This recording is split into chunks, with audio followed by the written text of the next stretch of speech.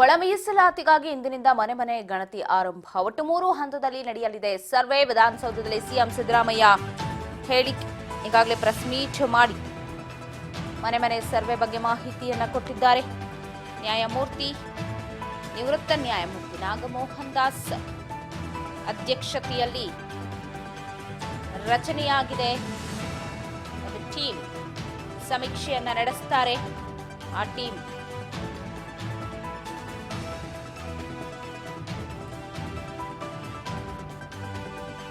ಒಳ ಮೀಸಲಾತಿಗಾಗಿ ಇಂದಿನಿಂದ ಮನೆ ಮನೆ ಗಣತಿ.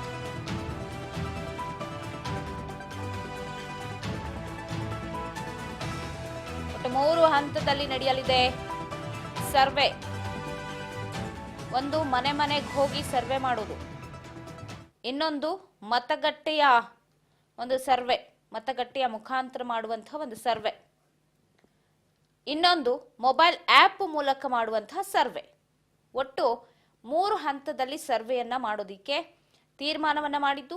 ಆ ಬಗ್ಗೆ ಈಗಾಗಲೇ ಮಾಹಿತಿಯನ್ನ ಕೂಡ ಕೊಟ್ಟಿದ್ದಾರೆ. ಪ್ರೆಸ್ ಮೀಟ್ ಅನ್ನ ಮಾಡಿ ಸಿದ್ದರಾಮಯ್ಯ ಅವರು ಒಳ ಮೀಸಲಾತಿಗಾಗಿ 3 ಹಂತದಲ್ಲಿ ಸಮೀಕ್ಷೆಗಳು. ಒಟ್ಟು 101 ಜಾತಿಗಳಲ್ಲಿ ಎಂಪರಿಕಲ್ ಡಾಟಾ ಇದೆ ಅನ್ನುವಂತಹ ಮಾಹಿತಿಯನ್ನ ಕೊಟ್ಟಿದ್ದಾರೆ. 1/8/2024 ಸುಪ್ರೀಂ ತೀರ್ಪಿನಂತೆ ಒಳ ಮೀಸಲಾತಿ ಮಾಡೋದಿಕ್ಕೆ ಅಧಿಕಾರ ಇದೆ ಅಂತೇಳಿ ಪ್ರೆಸ್ ಮೀಟ್ ನಲ್ಲಿ ಇವತ್ತು ಇಷ್ಟೆಲ್ಲ ವಿಚಾರಗಳನ್ನ ಹಂಚಿಕೊಂಡಿದ್ದಾರೆ. ಅಲ್ಲಿನ ಹೈಲೈಟ್ಸ್ ಏನೆಲ್ಲ ಹೇಳಿದ್ರು ಕೇಳೋಣ. ವಿಶಿಷ್ಟ ಜಾತಿಯವರಲ್ಲಿ ಮನವಿ ಮಾಡ್ತೇನೆ, ದಯಮಾಡಿ ಎಲ್ಲರೂ ಕೂಡ ಈ ಒಳ ಮೀಸಲಾತಿ ಸಮೀಕ್ಷೆಯಲ್ಲಿ ಭಾಗವಹಿಸಿ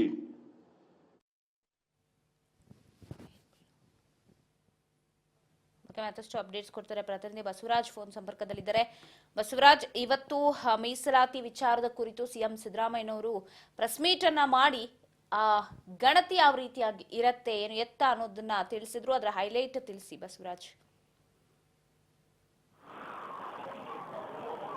ಬಸವರಾಜ್, ಧ್ವನಿ ಕೇಳಿಸ್ತಾ ಇದೆಯಾ? ಇವತ್ತು ಒಳ ಮೀಸಲಾತಿ ವಿಚಾರ, ಮನೆ ಮನೆ ಗಣತಿಯ ವಿಚಾರವಾಗಿ ಸಿಎಂ ಸಿದ್ದರಾಮಯ್ಯನವರು ಪ್ರೆಸ್ ಮೀಟ್ ಅನ್ನ ಮಾಡಿದ್ರು. ಈ ಗಣತಿಯ ವಿಚಾರದಲ್ಲಿ ಏನೆಲ್ಲ ಹೇಳಿದ್ರು, ಯಾವ ರೀತಿಯಾಗಿ ಇರತ್ತೆ ಸರ್ವೆ, ಆ ಬಗ್ಗೆ ಏನು ಅಪ್ಡೇಟ್ಸ್ ಕೊಟ್ರು? ಪವಿತ್ರ, ಒಳ ಮೀಸಲಾತಿ ಕಲ್ಪಿಸಿಕೊಡ್ಬೇಕು ಅನ್ನುವಂಥದ್ದು ಪರಿಶಿಷ್ಟ ಜಾತಿಯವರ ಸಾಕಷ್ಟು ಪ್ರಬಲವಾಗಿರ್ತಕ್ಕಂಥ ಹೋರಾಟವಾಗಿರ್ತಕ್ಕಂಥದ್ದು. ಈ ಸಂಬಂಧಪಟ್ಟಂತೆ ಸುಪ್ರೀಂ ಕೋರ್ಟ್ ನಲ್ಲಿ ಕೂಡ ಒಳ ಮೀಸಲಾತಿ ಕೊಡಬೇಕು ಅನ್ನುವಂತಹ ನಿಟ್ಟಿನಲ್ಲಿ ತೀರ್ಪು ಕೂಡ ಬಂದಿರತಕ್ಕಂಥದ್ದು. ಹಾಗಾಗಿ ಆ ಒಂದು ವರದಿಯ ಅನ್ವಯ ರಾಜ್ಯ ಸರ್ಕಾರ ಈಗ ಎಂಪರಿಕಲ್ ಡಾಟಾವನ್ನ ಸಂಗ್ರಹ ಮಾಡಲಿಕ್ಕೆ ಮುಂದಾಗಿರ್ತಕ್ಕಂಥದ್ದು. ನಿವೃತ್ತ ನ್ಯಾಯಮೂರ್ತಿ ನಾಗಮೋಹನ್ ದಾಸ್ ಅವರ ನೇತೃತ್ವದಲ್ಲಿ ಕೂಡ ಈಗ ಒಂದು ಆಯೋಗವನ್ನು ಕೂಡ ರಚನೆ ಮಾಡಿರ್ತಕ್ಕಂಥದ್ದು. ಆ ಆಯೋಗ ಇವತ್ತಿನಿಂದ ಒಂದು ಸರ್ವೆ ಕಾರ್ಯವನ್ನು ಕೂಡ ಮಾಡಲಿದೆ. ಪ್ರಮುಖವಾಗಿ 3 ಹಂತದಲ್ಲಿ ಈ ಒಂದು ಸರ್ವೆಯನ್ನ ಮಾಡಲಾಗುತ್ತೆ ಅನ್ನುವಂಥದ್ದು ಕೂಡ ಇವತ್ತು ಸಿಎಂ ಸಿದ್ದರಾಮಯ್ಯನವರು ಸುದ್ದಿಗೋಷ್ಠಿ ನಡೆಸುವ ಮುಖಾಂತರ ತಿಳಿಸಿರ್ತಕ್ಕಂಥದ್ದು. ಮೊದಲನೇ ಹಂತದಲ್ಲಿ ಖುದ್ದು ಪ್ರತಿ ಮನೆಗೆ ಹೋಗಿ ಆ ಒಂದು ಏನು ಅವರ ಒಂದು ಆರ್ಥಿಕವಾಗಿ, ರಾಜಕೀಯವಾಗಿ, ಸಾಮಾಜಿಕವಾಗಿ, ಶೈಕ್ಷಣಿಕವಾಗಿ ಎಲ್ಲವನ್ನು ಕೂಡ ಸುಮಾರು 46 ಪ್ರಶ್ನೆಗಳು ಕೂಡ, ಅಂದ್ರೆ ಉಪ ಪ್ರಶ್ನೆ ಮತ್ತೆ ಮೂಲ ಪ್ರಶ್ನೆ ಸೇರಿ 46 ಪ್ರಶ್ನೆಗಳನ್ನ ಕೇಳಿದ್ದಾರೆ ಅನ್ನುವಂತಹ ಮಾಹಿತಿ ಕೂಡ ಇರುವಂತದ್ದು. ಆ ಒಂದು ಪ್ರಶ್ನೆಗಳನ್ನ ಕೇಳಿದಂತ ಸಂದರ್ಭದಲ್ಲಿ ಅವರು ಸರಿಯಾದಂತ ಮಾಹಿತಿಯನ್ನ ಒದಗಿಸಬೇಕು. ಎಷ್ಟು ಅವರ ಉದ್ಯೋಗದಲ್ಲಿ ಯಾವ ರೀತಿಯಾಗಿ ಯಾರ್ಯಾರು ಉದ್ಯೋಗ ಮಾಡ್ತಿದ್ದಾರೆ, ಯಾರು ಸರ್ಕಾರಿ ನೌಕರದಲ್ಲಿದ್ದಾರೆ, ಅವರ ಆರ್ಥಿಕ ಸ್ಥಿತಿಗತಿ ಏನು, ಸಾಮಾಜಿಕವಾಗಿ ಯಾವ ರೀತಿ, ಇವನ್ನೆಲ್ಲವನ್ನು ಕೂಡ ಅವರು ಪ್ರಶ್ನೆಯನ್ನು ಕೇಳಿದಂತ ಸಂದರ್ಭದಲ್ಲಿ ಅದಕ್ಕೆ ಸರಿಯಾದಂತ ಮಾಹಿತಿಯನ್ನು ನೀಡಬೇಕು ಅನ್ನುವಂಥದ್ದು ಕೂಡ ಒಂದು ಸರ್ವೆ ನಿಯೋಜನೆ ಮಾಡ್ಕೊಂಡಿರ್ತಕ್ಕಂಥ ಸಿಬ್ಬಂದಿಗಳು ಕೂಡ ಕೇಳಿದ್ದಾರೆ. ಪ್ರಮುಖವಾಗಿ 65 ಈಗಾಗಲೇ ಅದಕ್ಕೆ ಶಿಕ್ಷಕರನ್ನು ಕೂಡ ನೇಮಕ ಮಾಡಿರ್ತಕ್ಕಂಥದ್ದು. ಪ್ರಮುಖವಾಗಿ ಈಗ ಎಲ್ಲ ಆ ಒಂದು 10 ರಿಂದ 12 ಜನಕ್ಕೆ ಕೂಡ ಒಬ್ಬ ಮೇಲ್ವಿಚಾರಕರು ಕೂಡ ಇರ್ತಾರೆ. 3 ಹಂತದಲ್ಲಿ ಮಾಡ್ತಕ್ಕಂಥ ಈ ಸಮೀಕ್ಷೆ ಮೊದಲನೇ ಹಂತ ಮನೆ ಮನೆಗೆ ಭೇಟಿ, ಎರಡನೇ ಹಂತ ಶಿಬಿರಗಳನ್ನ ಮಾಡ್ತಾರೆ. ಅಂತಂದ್ರೆ ಈಗ ಬೇರೆ ಬೇರೆ ಉದ್ಯೋಗವನ್ನ ಅರಸಿ ಅಥವಾ ಬೇರೆ ಬೇರೆ ಕಾರಣಾಂತರಗಳಿಂದ ಕೂಡ ಅವರು ಮನೆಯಲ್ಲಿ ಸಿಗಲಾರದ ಕಾರಣದ ಹಿನ್ನೆಲೆಯಲ್ಲಿ ಆ ಶಿಬಿರಗಳಿಗೂ ಕೂಡ ಬಂದು ಅವರ ಒಂದು ಮಾಹಿತಿಯನ್ನ ಕೊಡಬಹುದು ಅನ್ನುವಂಥದ್ದು. ಇನ್ನ 3ನೇ ಹಂತದಲ್ಲಿ ಆ ಒಂದು ಆನ್ಲೈನ್ ಮುಖಾಂತರ, ಅಂದ್ರೆ ಕೆಲವು ಜನ ತಮ್ಮ ಜಾತಿ ಆಗಿರ್ಬೋದು ಅಥವಾ ತಮ್ಮ ಉದ್ಯೋಗ ಆಗಿರ್ಬೋದು, ತಮ್ಮ ಆರ್ಥಿಕ ಸ್ಥಿತಿಗತಿ ಆಗಿರ್ಬೋದು, ಅವುಗಳನ್ನ ಖುದ್ದಾಗಿ ಮನೆಗೆ ಬಂದಂತ ಸಂದರ್ಭ ಹೇಳ್ಕೊಳಕ್ ಆಗ್ತಾ ಇರಲಿಲ್ಲ. ಕೆಲವರು ಒಬ್ರು ಹೇಳ್ಕೊಳ್ಳಲ್ಲ. ಸೊ ಹಾಗಾಗಿ ಅಂತವರು ಸ್ವಯಂ ಪ್ರೇರಿತವಾಗಿ ಆನ್ಲೈನ್ ಮುಖಾಂತರವೇ ಈಗ ಮೊಬೈಲ್ ಆ್ಯಪ್ಗಳನ್ನು ಕೂಡ ಅದಕ್ಕೆ ಮೊಬೈಲ್ ಆ್ಯಪ್ ಕೂಡ ಇರುವಂಥದ್ದು. ಆ ಆ್ಯಪ್ ಮುಖಾಂತರ ಕೂಡ ಅವರು ಸ್ವಯಂ ಪ್ರೇರಿತವಾಗಿ ಅವರ ಜಾತಿ ಆಗಿರ್ಬೋದು, ಅವರ ಸಂಖ್ಯೆ ಆಗಿರ್ಬೋದು, ಅವರ ಆರ್ಥಿಕ ಸ್ಥಿತಿಗತಿ ಆಗಿರ್ಬೋದು, ಶೈಕ್ಷಣಿಕವಾಗಿರ್ತಕ್ಕಂಥದ್ದಾಗಿರ್ಬೋದು, ಎಲ್ಲವನ್ನು ಕೂಡ ಅವರು ತಿಳಿಸಬಹುದು. ಅಂತಹ ಎಲ್ಲ ಅವಕಾಶಗಳನ್ನು ಕೂಡ ಒಂದು ಆಯೋಗ ಕೂಡ ಮಾಡಿಕೊಂಡಿರ್ತಕ್ಕಂಥದ್ದು. ಹಾಗಾಗಿ 3 ಈ ಒಂದು ವರದಿ ಸರ್ವೆ ಕಾರ್ಯ ನಡೆಯಲಿದೆ. ಅದಾದ ಬಳಿಕ 60 ದಿನಗಳು ಕೂಡ ಅದನ್ನ 60 ದಿನಗಳ ನಂತರ ಅದನ್ನ ಸರ್ಕಾರಕ್ಕೆ ಶಿಫಾರಸು ಕೂಡ ಮಾಡಲಾಗುತ್ತೆ. ಅಂದ್ರೆ 3 ಹಂತದಲ್ಲಿ ಸರ್ವೆ ನಡೆಸಿ ಅದಕ್ಕೆ 60 ದಿನಗಳ ಸಮಯಾವಕಾಶ ಬೇಕು ಅನ್ನುವಂಥದ್ದು ಕೂಡ ಆಯೋಗದ ಅಧ್ಯಕ್ಷರು ಕೂಡ ಕೇಳಿರ್ತಕ್ಕಂಥದ್ದು. ಹಾಗಾಗಿ 60 ದಿನಗಳ ನಂತರ ಸರ್ಕಾರಕ್ಕೆ ಆಯೋಗ ಶಿಫಾರಸು ಕೂಡ ಮಾಡಲಾಗುತ್ತೆ. ಅದಾದ ಬಳಿಕ ಏನೆಲ್ಲ ಡಾಟಾ ಸಂಗ್ರಹಣೆ ಆಗಿರುತ್ತೆ ಅದನ್ನೆಲ್ಲವೂ ಕೂಡ ಪರಿಗಣಿಸಿ ರಾಜ್ಯ ಸರ್ಕಾರ ತೀರ್ಮಾನವನ್ನು ಕೈಗೊಳ್ಳಿದೆ ಅನ್ನುವಂಥದ್ದನ್ನು ಕೂಡ ಇವತ್ತು ಸಿಎಂ ಸಿದ್ದರಾಮಯ್ಯ ಹೇಳಿರುವಂಥದ್ದು.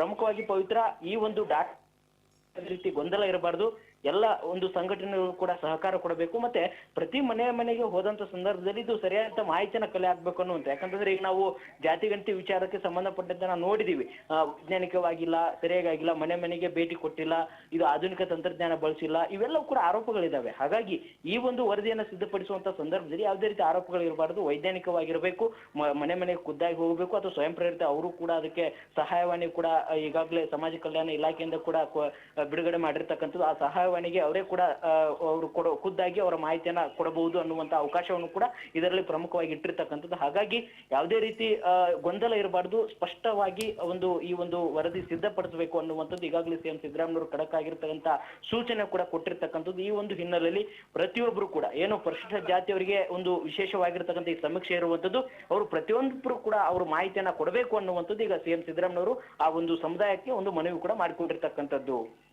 ಪವಿತ್ರ ಬಸವರಾಜ್, ಈಗ ಇವತ್ತಿನ ಅಂದ್ರೆ 5ನೇ ತಾರೀಕಿಂದ 21ನೇ ತಾರೀಕುವರೆಗೂ ಈ ಸಮೀಕ್ಷೆ ನಡೆಯುತ್ತೆ ಅಂತ ಹೇಳಿ.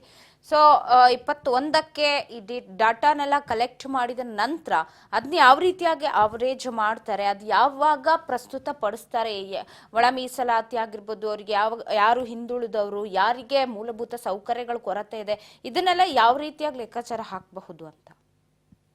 ಪವಿತ್ರ ಈಗ 3 ಹಂತದಲ್ಲಿ ವರದಿ ಒಂದು ಮಾಹಿತಿಯನ್ನ ಕಲೆ ಹಾಕ್ತಾರೆ. ಆ 3 ಹಂತದಲ್ಲಿ ಬಂದಿರತಕ್ಕಂತ ಮಾಹಿತಿಯನ್ನ ಆಯೋಗ ಏನಿದೆ, ಆಯೋಗದಲ್ಲಿರ್ತಕ್ಕಂಥ ಸದಸ್ಯರು ಏನಿದ್ದಾರೆ ಮತ್ತೆ ಸಂಬಂಧಪಟ್ಟಂತ ಅಧಿಕಾರಿಗಳೇನಿದ್ದಾರೆ ಅವನ್ನೆಲ್ಲವನ್ನು ಕೂಡ ಸಂಗ್ರಹಣೆ ಮಾಡಿ ಯಾವೆಲ್ಲ ಒಂದು ಎಷ್ಟು ಜನಸಂಖ್ಯೆ ಇದೆ, ಆರ್ಥಿಕವಾಗಿರ್ತಕ್ಕಂಥದ್ದು, ಸಾಮಾಜಿಕವಾಗಿರ್ತಕ್ಕಂಥದ್ದು, ಯಾವ ರೀತಿ ಹಿಂದುಳಿದಿದ್ದಾರೆ ಅನ್ನುವಂಥದ್ದು ಕೂಡ ಅದನ್ನೆಲ್ಲವೂ ಕೂಡ ಮಾಹಿತಿಯನ್ನ ಸಂಗ್ರಹ ಮಾಡಿ ಅದಕ್ಕೆ ಸಂಬಂಧಪಟ್ಟ ಏನು ಸರ್ಕಾರದ ಮಾನದಂಡಗಳೇನಿದಾವೆ, ಆ ಸರ್ಕಾರದ ಅಂದ್ರೆ ಒಳ ಮೀಸಲಾತಿ ಕಲ್ಪಿಸಿಕೊಡ್ಲಿಕ್ಕೆ ಏನೆಲ್ಲ ಮಾನದಂಡಗಳಿದಾವೆ ಆ ಮಾನದಂಡಗಳ ಆಧಾರದ ಅಡಿಯಲ್ಲಿ ಅವ್ರನ್ನ ಗುರುತಿಸಲಾಗುತ್ತೆ. ಅದಾದ ಬಳಿಕ 60 ದಿನಗಳ ಒಂದು ಕಾಲಾವಕಾಶ ಕೂಡ ಬೇಕು ಅನ್ನುವಂಥದ್ದಕ್ಕೂ ಈಗಾಗಲೇ ಆಯೋಗದ ಅಧ್ಯಕ್ಷರು ಕೂಡ ತಿಳಿಸಿರ್ತಕ್ಕಂಥದ್ದು. 60 ದಿನಗಳ ನಂತರ ಅದನ್ನ ಎಲ್ಲವೂ ಕೂಡ ಎಲ್ಲಾ ಎಂಪರಿಕಲ್ ಡಾಟಾನ ಕಲೆ ಹಾಕಿ ಅದಕ್ಕೆ ಏನೆಲ್ಲ ಮಾರ್ಗಸೂಚಿಗಳಿದಾವೆ ಅದರ ಅನ್ವಯ ಅದನ್ನ ಸರಿಯಾದ ಮಾಹಿತಿಯನ್ನು ಕೂಡ ಮತ್ತಷ್ಟು ಆಯೋಗದ ಸದಸ್ಯರೆಲ್ಲರೂ ಕೂಡ ಚರ್ಚೆ ನಡೆಸಿ ಅದನ್ನ ಪ್ರತ್ಯೇಕವಾಗಿರ್ತಕ್ಕಂಥದ್ದು ಕೂಡ ಮತ್ತೊಂದು ಸಭೆಯನ್ನು ಕೂಡ ನಡೆಸಿ ಅದನ್ನ ಯಾವ ರೀತಿಯಾಗಿ ಸರ್ಕಾರದ ನಿಯಮಾನುಸಾರ ಮಾಡಲಿದ್ದಾರೆ. ಮತ್ತೆ ಈಗಾಗಲೇ ಕಾನೂನಡಿಯಲ್ಲಿ ಈಗಾಗಲೇ ಸುಪ್ರೀಂ ಕೋರ್ಟ್ ಕೂಡ ಒಂದು ನಿರ್ದೇಶನ ಕೂಡ ಕೊಟ್ಟಿರ್ತಕ್ಕಂಥ ಆ ನಿರ್ದೇಶನದಂತೆ ಕೂಡ ಅದನ್ನ ತಯಾರು ಮಾಡಲಾಗುತ್ತೆ. ಅದಾದ ಬಳಿಕ ಸರ್ಕಾರದ ಮುಂದಿಟ್ಟು ಅದನ್ನ ಕ್ಯಾಬಿನೆಟ್ ನಲ್ಲಿ ಇಟ್ಟು ಅದನ್ನ ಮತ್ತೊಮ್ಮೆ ಸಚಿವ ಸಂಪುಟದ ಸಹೋದ್ಯೋಗಿಗಳ ಜೊತೆ ಕೂಡ ಸಿಎಂ ಸಿದ್ದರಾಮಯ್ಯ ಚರ್ಚೆ ನಡೆಸಿ ಸಾಧಕ ಬಾಧಕಗಳನ್ನ ಮತ್ತೆ ಅಲ್ಲಿರ್ತಕ್ಕಂಥ ಮಾಹಿತಿ ಯಾವ ರೀತಿಯಾಗಿದೆ, ಸಮುದಾಯದ ನಾಯಕರ ಬೇಡಿಕೆ ಏನಿದೆ ಅನ್ನುವಂಥದ್ದನ್ನು ಕೂಡ ಮತ್ತೊಮ್ಮೆ ಸಭೆ ನಡೆಸಿ ಅದಾದ ಬಳಿಕ ಕ್ಯಾಬಿನೆಟ್ ನಲ್ಲಿ ಅಪ್ರೂವ್ ಮಾಡುವಂತಹ ಹಂತ ಕೂಡ ಇರುವಂತದ್ದು. ಪವಿತ್ರ, ಬಸವರಾಜ್, ಮಾಹಿತಿಗಾಗಿ ಒಟ್ಟಾರೆ ಒಳ ಮೀಸಲಾತಿಗಾಗಿ ಇಂದಿನಿಂದ ಮನೆ ಗಣತಿ ಆರಂಭವಾಗುತ್ತೆ. ಒಟ್ಟು 3 ಹಂತದಲ್ಲಿ ಈ ಸರ್ವೆ ನಡೆಯುತ್ತೆ ಅಂತ ಹೇಳಿ ಈಗಾಗಲೇ ಸಿಎಂ ಸಿದ್ದರಾಮಯ್ಯನವರು ವಿಧಾನಸೌಧದಲ್ಲಿ ಪ್ರೆಸ್ ಮೀಟ್ ಅನ್ನ ಮಾಡಿ ತಿಳಿಸ್ಕೊಟ್ಟಿದ್ದಾರೆ. ಸೊ ನಾಗಮೋಹನ್ ದಾಸ್ ಅವರ ಆಯೋಗ ನಡೆಸುತ್ತೆ ಈ ಒಂದು ಸಮೀಕ್ಷೆಯನ್ನ. ಮನೆ ಗಣತಿಯ ಹೈಲೈಟ್ಸ್ ಯಾವ ರೀತಿಯಾಗಿ ಇದೆ ಅಂತ ನಾವು ನೋಡ್ತಾ ಹೋಗೋದಾದ್ರೆ, ಇಂದಿನಿಂದ ಮೇ 17ರವರೆಗೆ ಪರಿಶಿಷ್ಟ ಜಾತಿಗಳ ಗಣತಿ ಆಗುತ್ತೆ. ನಿವೃತ್ತ ನ್ಯಾಯಮೂರ್ತಿ ನಾಗಮೋಹನ್ ದಾಸ್ ಅಧ್ಯಕ್ಷತೆಯಲ್ಲಿ ಏಕಸದಸ್ಯ ಆಯೋಗ ರಚನೆಯಾಗಿದ್ದು ಸಾಕಷ್ಟು ವಿಚಾರಗಳನ್ನು ಶೇರ್ ಮಾಡಿದ್ರು ಸಿದ್ದರಾಮಯ್ಯನವರು. ಏನೆಲ್ಲ ಹೇಳಿದ್ರು ಅನ್ನೋದ್ರ ಹೈಲೈಟ್ಸ್ ಕೇಳ್ಕೊಂಡು ಬರೋಣ. ಪರಿಶಿಷ್ಟ ಜಾತಿಯವರಲ್ಲಿ ಮನವಿ ಮಾಡ್ತೇನೆ, ದಯಮಾಡಿ ಎಲ್ಲರೂ ಕೂಡ ಈ ಒಳ ಮೀಸಲಾತಿ ಸಮೀಕ್ಷೆಯಲ್ಲಿ ಭಾಗವಹಿಸಿ. ಗಣತಿದಾರರು ನೀವು ಬಂದಾಗ, ಎನ್ಯುಮರೇಟರ್ಸ್ ಬಂದಾಗ ಮಾಹಿತಿಯನ್ನು ಕೊಡಿ. ಲಂಬಾಣಿಯವರು ಅವರು ಇರಲ್ಲ, ಅಲ್ಲಿಂದಾನೆ ಆನ್ಲೈನ್ ಅಲ್ಲೂ ಮಾಡ್ಕೊಬೋದು. ಅದು ಮತ್ತೆ ಹೊರಗಡೆ ಎಲ್ಲರೂ ಕೆಲ್ಸಕ್ಕೆ ಹೋಗಿದ್ರೆ, ಈಗ ಲಂಬಾಣಿ ಜನ ಒಂದೊಂದ್ಸಾರಿ ಹೊರಗಡೆ ಹೊರಟೋಗಿರ್ತಾರೆ, ಬೇರೆಯವರೆಲ್ಲ ಹೊರಗಡೆ ಹೋಗ್ತಾರೆ, ಅಂತವರು ಕೂಡ ಆನ್ಲೈನ್ ಮೂಲಕ ಕಳಿಸ್ಬೋದು.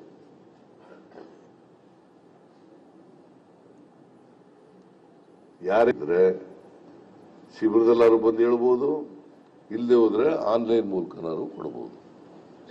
ಸಮಾಜದ ಸಂಘಟನೆಗಳು ಆಕ್ಟಿವ್ ಆಗಬೇಕು. ಆಮೇಲೆ ಎಲ್ಲ ಸಂಘಟನೆಗಳು ಕೂಡ ಇದರಲ್ಲಿ ಕೋಆಪರೇಟ್ ಮಾಡಬೇಕು. ಅನುಮಾನ ಪಡೆದ್ರೆ ಎಲ್ಲ ನಿಮ್ಮ ಇದನ್ನ ಮಾಡ್ಕೊಳ್ಳಿ. ಆಮೇಲೆ ಯಾರು ಕೂಡ ಇದರಲ್ಲಿ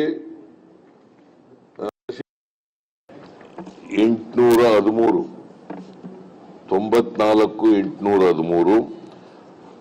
813 59000 94813 59000 ಆಮೇಲೆ 24/7 ಅರೌಂಡ್ ದಿ ಕ್ಲಾಕ್ ಇದು ಸಿಗುತ್ತೆ. ಈ ನಂಬರ್ಗೆ ಮಾಡಬಹುದು. This is the helpline number ಮಾಹಿತಿಗಾಗಿ. Thank you.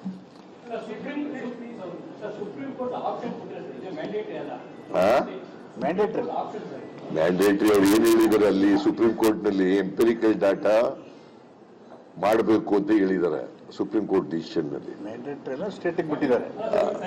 ಅದು ಸ್ಟೇಟ್ಗೆ ಬಿಟ್ಟಿದಾರಪ್ಪ.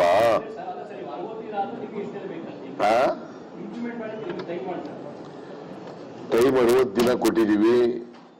60 ದಿನದೊಳಗಡೆ ಈ ಸರ್ವೆ ಮಾಡಿ ಪರಿಶಿಷ್ಟ ಜಾತಿಯವರ ಸರ್ವೆ ಮಾಡಿ ಎಂಪೆರಿಕಲ್ ಡಾಟಾ ಕೊಟ್ಟ ಮೇಲೆ ನಾವು ಅದನ್ನ ಯಾವ ರೀತಿ ಮಾಡಬೇಕು ಅಂತ ಹೇಳಿದೀನಿ. ಎಲ್ಲ ಮೂರು ಹಂತದಲ್ಲಿ ಮಾಡ್ತಾರೆ. ಏನಪ್ಪ ಅವ್ರು ಶಿಫಾರಸ್ ಮಾಡ್ತಾರೆ. ನಾಗಮೋಹನ್ ದಾಸ್ ಅವರು ಆಯೋಗ ಅವ್ರೇನ್ ಡಿಲೇ ಮಾಡಲ್ಲ. ಅದಕ್ಕೆ ಬಹಳ ತ್ವರಿತವಾಗಿ ಮಾಡಬೇಕು ಅಂತ ಹೇಳಿದೀವಿ. ಮತ್ತೆ ಟೈಮ್ ಬೌಂಡ್ ಆಗಿ ಮಾಡಬೇಕು ಅಂತ ಹೇಳಿದೀವಿ. ಟೈಮ್ ಬೌಂಡ್ ಆಗಿ ಕೊಡ್ತಾರೆ. ನಾವು ಅವ್ರು ಕೊಟ್ಟ ತಕ್ಷಣನೇ ಶಿಫಾರಸ್ ಕೊಟ್ಟ ತಕ್ಷಣನೇ ಅದನ್ನು ಜಾರಿ ಮಾಡ್ತಕ್ಕಂಥ. ಕೆಲವೊಂದ್ ಕಡೆ ಏಕೆ ಹೇಳಿ ಅದಕ್ಕೆಲ್ಲ ಹೇಳಿದ್ರಲ್ಲ. ಈಗ ಮಾಡುವಂತಹ ಒಂದು ಡೇಟಾ ಸಂಗ್ರಹ ಕ್ಲಾಶ್ ಆಗುತ್ತಾ?